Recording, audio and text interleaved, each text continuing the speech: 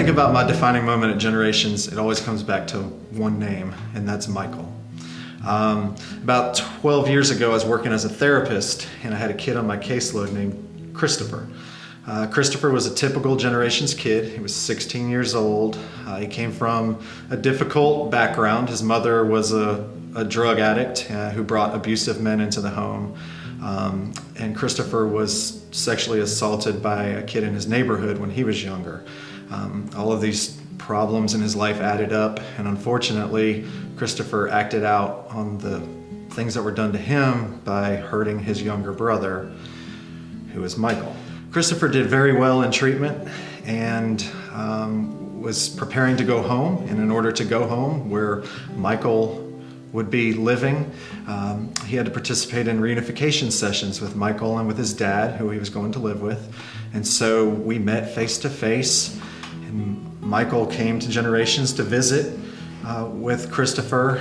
And for the first time in my time at Generations, a victim became a real person. This was the first time I had sat in a room with one of our kids' victims, and everything that we had been doing, all of the work we had been doing, was for once real. And I had this small 10-year-old boy sitting in the room with me, and it was heartbreaking to see him work through this and to be able to put a real face to the name.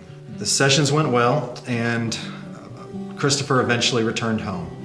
And everything was going well. He was adjusting well, and the last I heard, the family was doing fine. Fast forward 6 years later, and I'm standing outside of Generations as the van pulls into the parking lot, and it's a van from the Department of Juvenile Justice, and they're bringing our new resident. We have a new resident being admitted that day. And the door to the van opens up, and out steps a 16-year-old kid with handcuffs on and shackled. And I look at his face, and it's Michael.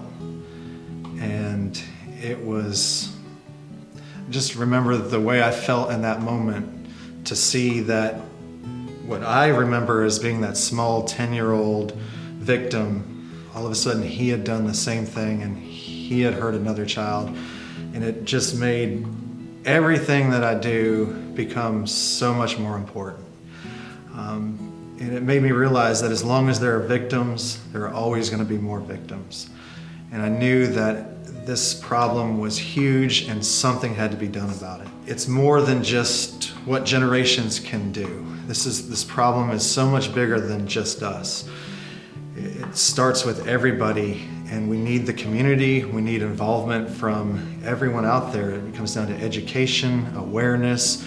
We need people to get involved. We need people to come see what Generations is all about, be a part of the solution. Come out here, experience these kids, experience your own defining moments, and have an opportunity to try to do something about this and to try to be a part of the solution.